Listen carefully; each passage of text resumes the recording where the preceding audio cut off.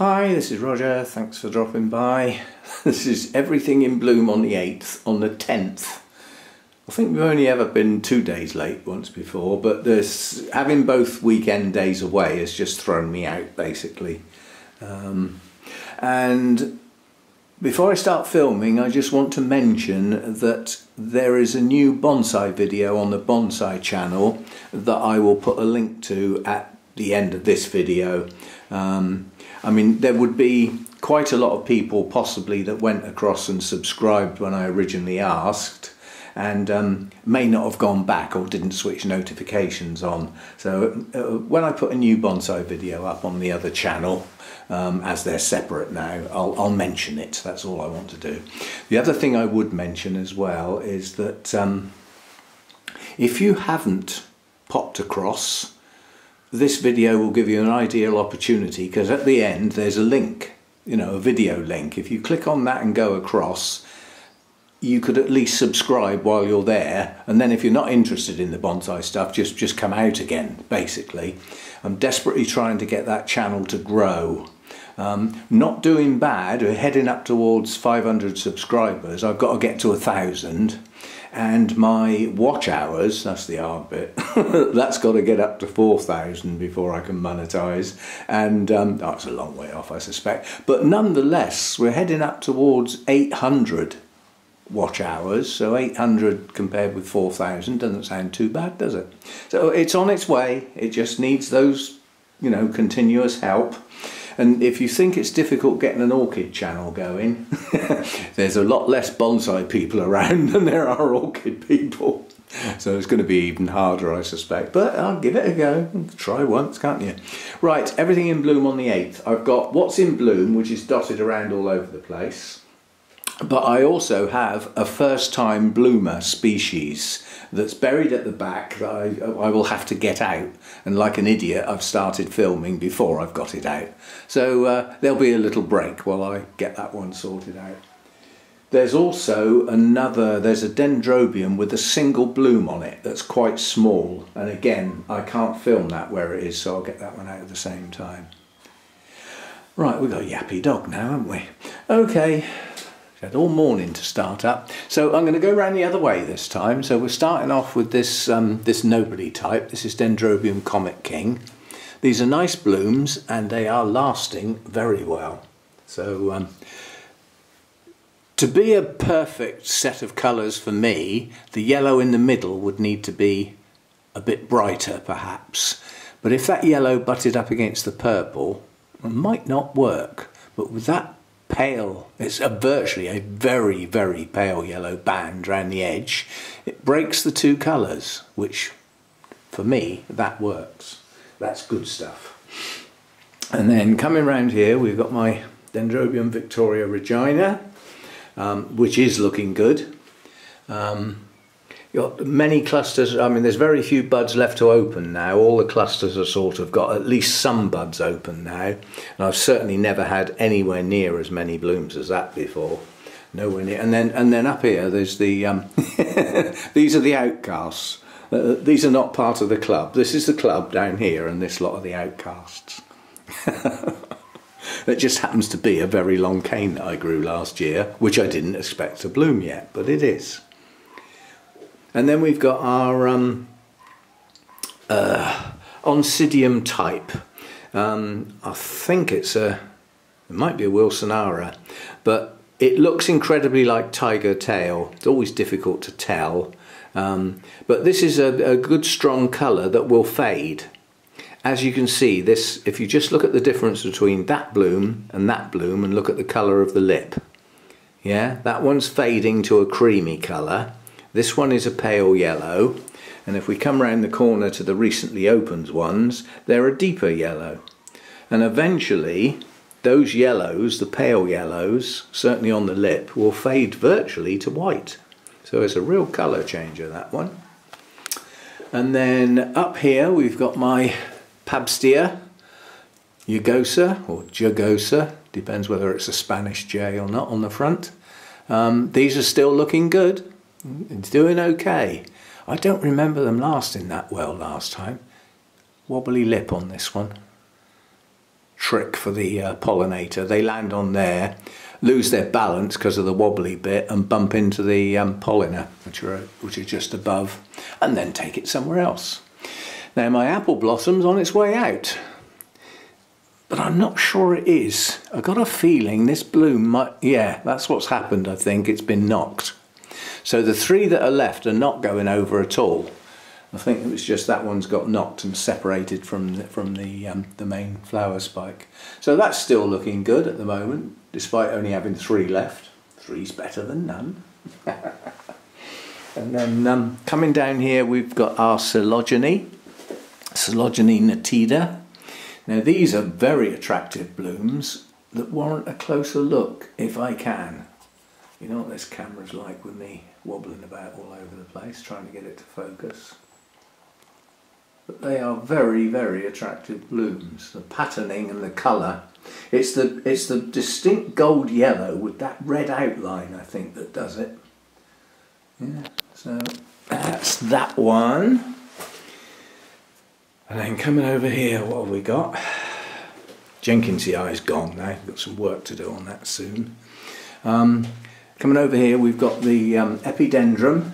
Now that is a brilliant splash of a deep, rich orange. It's not the best looking plant, but it's got 2 spikes. I thought there was a 3rd one. Perhaps not.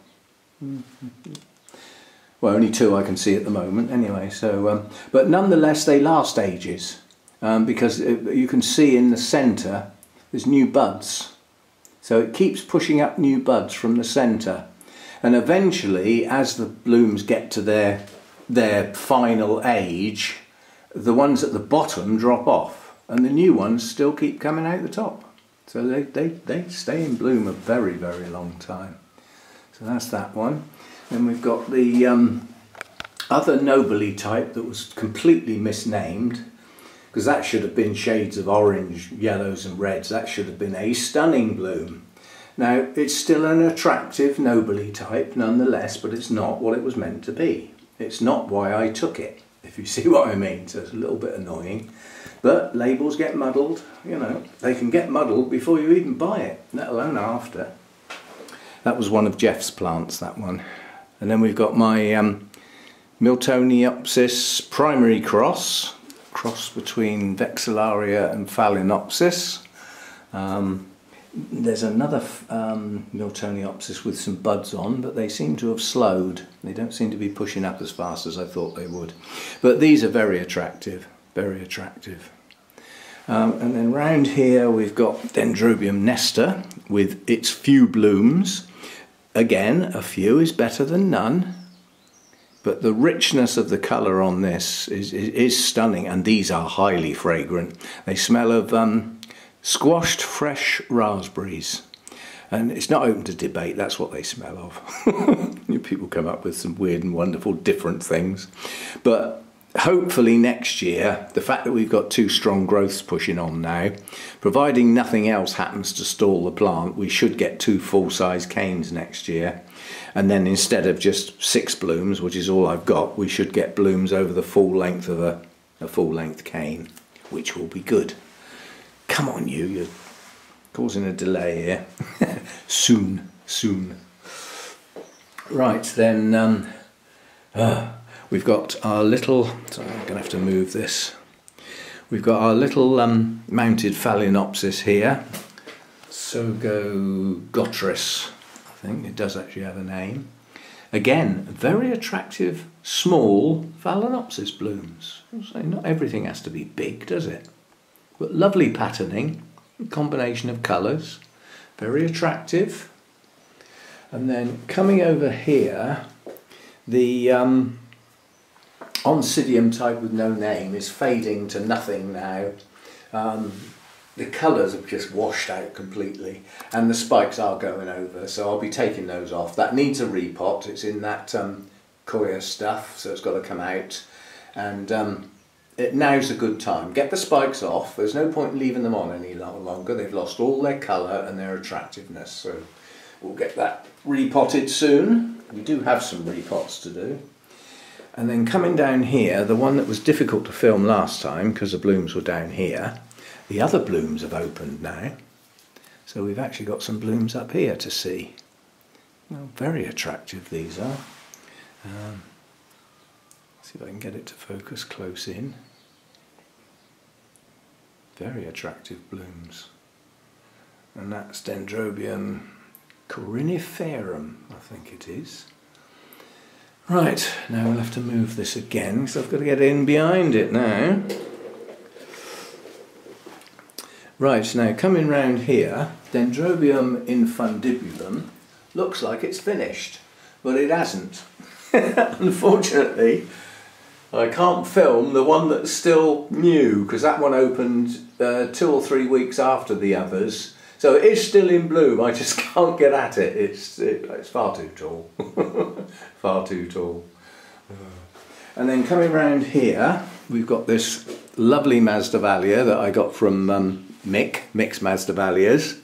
Inca Prince.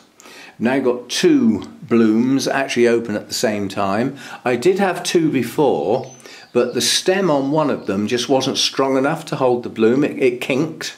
And then, of course, it lost all its hydration and nutrients and everything, so it died back. I've got a feeling there is another bud showing on here somewhere. Sure. Yeah, possibly down here, if it's not trapped totally. Looks like it was trapped and it's broken. That seems to happen quite often. They get caught in the sheath and trying to push their way out, they snap. So you end up losing a bloom. They look tiny compared with the size of the flower, but very attractive blooms with that colour sheen, which isn't really a sheen at all.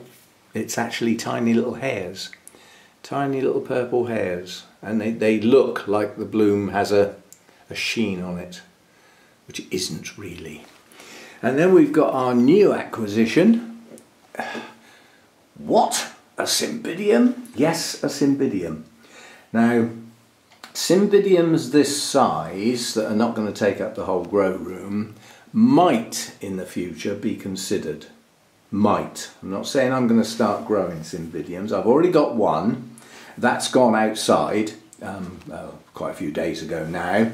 And this one will eventually go outside once the blooms are finished. And that should push on this new growth in the brighter light, fresh air and all that sort of stuff. And talking to Jim Durrant talking about the Cymbidiums was saying that the Cymbidiums that are in bloom like Christmas through to now, the bloom spike embryo is formed in the summer, and it's formed at the point that the night temperatures start to drop off. So this would normally be as the days are shortening, but it's still summertime. Now that's an embryo, you can't see it yet. It hasn't pushed out from the bulb so that it's visible yet, it's just an embryo. But without those cooler night temperatures it doesn't form, which would explain why my other Cymbidium didn't bloom this winter, because I kept it in last year, so it didn't get the cool nights. So it's outside now. This one will go outside at an appropriate time, and I'm going to find a place where they get some sunshine, but either morning or evening sunshine, not midday, not between 11 and 3. I don't want these in the sun because it just burns the leaves. But somewhere between there they'll get some sunshine and push them on. They're Cymbidiums, this is the Mathers Foundation now, they're Cymbidiums that are huge, big standards, you know, they're sort of 3 foot across and 4 foot tall sort of thing. They're grown for the flower trade, so they're pushed to get as many spikes with as many blooms on as possible, because the spikes are cut and sold as a spike, the plants are kept. And he said that in their full growing season, so that they get pumped up to produce as many spikes and blooms as possible, they are fed and watered 5 times a day, so that they are constantly drinking and feeding. They don't get they get no let up whatsoever. They're pushed as hard as they can. Now you have to bear in mind that compared with some orchids, Cymbidiums are tough as old boots, and they can take some treatment, and they are classed as high feeders anyway, so you know, So there we go. Now this one we nearly didn't have this because it was over here where I could see it, and the Victoria Regina fell because of this top heavy, yeah, and it fell on the floor and it took the Cymbidium with it, and the Cymbidium fell on the floor. Half the media came out, and it's dirt basically, you know, it's a sort of peat and bark and perlite type mix, and a lot of it came out of the pot all over the leaves and all over the blooms, so I had to sort of spray them all down to get all the dirt off, and I got most of the media back in the pot. But the one good thing about this is I don't have to even consider repotting it till at least next spring.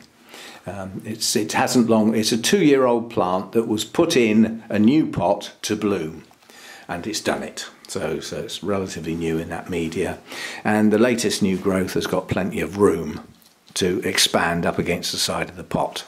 But next year, given that the new growth will probably come off of here, who knows, we might get 2, depends on the vigour of the cross. So there we go. Oh, sorry, there's a bud, that's not a bloom. I hadn't noticed that. We got a Masdevallia with a bud on. Tatty looking object, but it's managed to bloom. Right, now I'll have to shut down for a minute while I get my first time bloomer out, which is a species, and it is a bit unusual, and my little Dendrobium with the one single small bloom on. So I'll be back. Right, it comes to something when you've actually got to turn a mount upside down to actually be able to view the only bloom.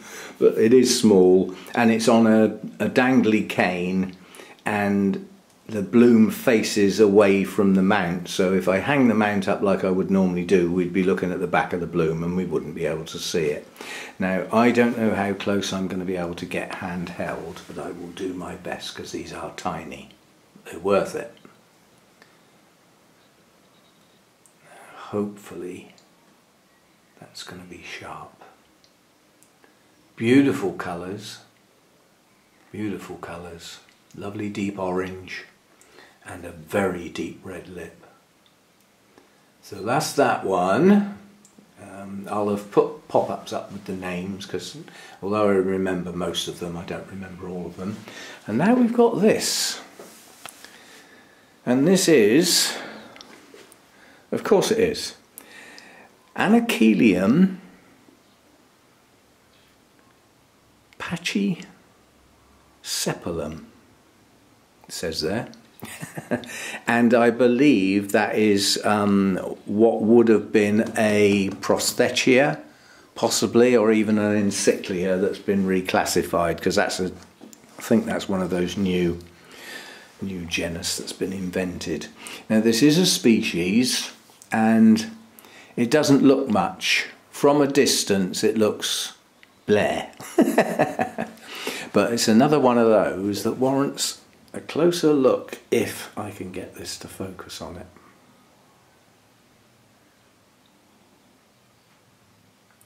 So there we go, that's what I've been waiting for on this one. And this was one that I got from Jeff because it looked like a nice healthy plant, even though I'd never heard of it. And I've been waiting for it to bloom, and I haven't looked it up. So I didn't really know what to expect, apart from the fact that I expected the blooms to be quite small, just looking at the size of the buds. But the patterning is pretty good stuff. Pretty good stuff. But small and spaced out. Yeah, so 2 spikes, there's one buried down in here as well that didn't grow as long. So yeah, been waiting for that for some considerable time. And buds opening in almost a random sort of thing, because we've still got 2 buds lower down that haven't opened, and the one at the top that hasn't opened.